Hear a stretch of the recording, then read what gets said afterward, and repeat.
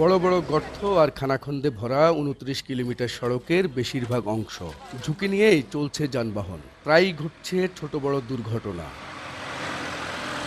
লক্ষ্মীপুরের রামগঞ্জ থেকে সিতুসি হয়ে কুমিল্লার লাকসাম উপজেলার মুজাফফরগঞ্জ পর্যন্ত এই সড়কে গত ১৭ বছরে কোনো সংস্কার কাজ হয়নি। এতে যান চলাচলে অনুপযোগী হয়ে পড়েছে এই সড়কটি।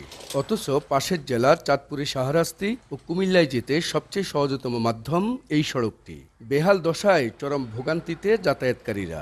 রাস্তা যে অবস্থা, আমরা একদিন গাড়ি চালাইলে আরেকদিন শরীর ব্যথা বুথা হয়ে যায়, শরীর একদিন গাড়ি চালাতে পারি না। পুরা রোডে ভাঙা, কোথায় ভালো জায়গা নাই। গতকালকে আমি একটা ছেলের খারাপ রোডে বাঁচাইতাম, নিজে অ্যাক্সিডেন্ট হয়েছে। যখন বিশেষ করে বর্ষা থাকে, পানি থাকে, তখন তো আরো বেশি সমস্যা। এলাকাবাসী বাজারে যাইতে পারতেছে না, রামমোজে যাইতে পারতেছে না, চলাচলের অযোগ্য রোডটা। সোনাপুর থেকে পানিয়ালা পর্যন্ত বা শাহরাস্তি পর্যন্ত মানুষের দাবি যে এই রাস্তাটা সংস্কার করা হোক।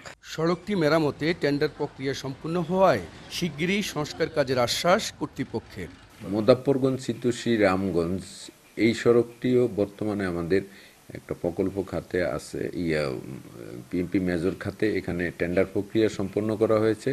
এখানে আমরা ইভ্যালুয়েশন প্রক্রিয়া দিন আছে এবং এটা ঠিকাদার সিএস অ্যাপ্রুভ করা হলে, ঠিকাদার সিলেক্ট করা হলে এখানে কাজ করা হবে। সড়কটির পাশে বেশ কয়েকটি শিক্ষা প্রতিষ্ঠান রয়েছে, যেখানে কয়েক হাজার শিক্ষার্থী অধ্যয়ন করছে। মাজহারুল আনোয়ার টিপু, সময় সংবাদ, লক্ষ্মীপুর।